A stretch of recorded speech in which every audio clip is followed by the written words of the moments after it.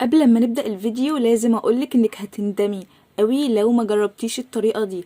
احلى واجمل نجرسكو بالبشاميل او مكرونة بالصلصة بالبشاميل، سميها زي ما تسميها، بس هتندمي لو ما جربتيهاش. لازم تجربيها وتقولي لي رأيك ضروري. طعمها حلو قوي، تجمع ما بين المكرونة والصلصة والبشاميل، ميكس كده حلو ولذيذ، وتحداكي اللي بتعرفيه قبل كده، حقيقي جميلة قوي. بس قبل ما نبدا في الفيديو متنسيش تشتركي في القناه وتعملي لي لايك وكومنت حلو زي كده عشان تدعميني واعمل لك وصفات تانية كتير. يلا بينا على طول نبدا في المقادير بتاعتنا. اول حاجه هنجيب الخضار بتاعنا اللي هو مكون من بصل وفلفل حامي وبارد وجزره.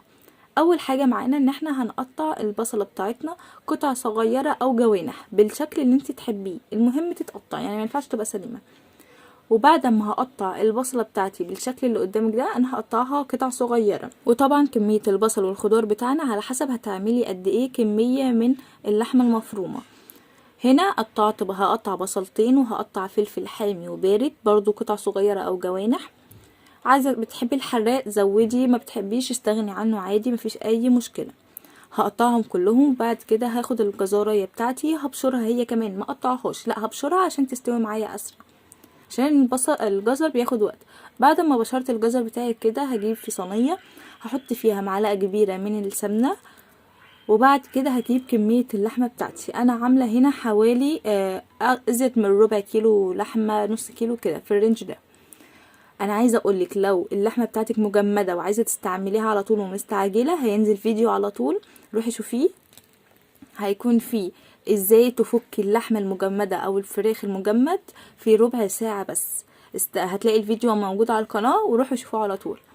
بعد ما اللحمة بتاعتنا غيرت لون، نزلنا بالبصل بتاعنا قلبته تقلبتين، ما استنيتش لما يدبل ونزلت بالفلفل بعديها، لان البصل والفلفل من الحاجات اللي بتاخد شوية عشان تغير لونه وتستوي، فانا بحب احطهم مع بعض. بعد ما حطيتهم واديتهم تقليبتين كده، هنزل بالتوابل بتاعتي. انا حطيت فلفل اسود وملح، تقدري تحطي اي توابل انتي بتحبيها، بس الاساس في اللحمه المفرومه الفلفل الاسود والملح. بعد ما حطيت شويه من الفلفل الاسود والملح، حطيت شويه من القرفه والسبع بهارات، تقدري تستغني عنهم او تضيفي عليهم براحتك.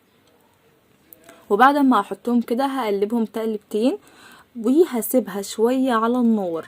وبعد ما اسيبها شويه على النار تستوي كده، اخر خطوه خالص لما اتاكد ان خلاص اللحمه بتاعتي استوت تماما وكل دبل كده وغير لون، هنزل معانا باخر مكون وهو الجزر، لان الجزر من الحاجات اللي مجرد ما بتحطيها، وخصوصا المبشور، مجرد ما بتحطيها وتقلبيها بيغير لون ويستوي معانا على طول. انا حطيته وسبته دقيقتين على النار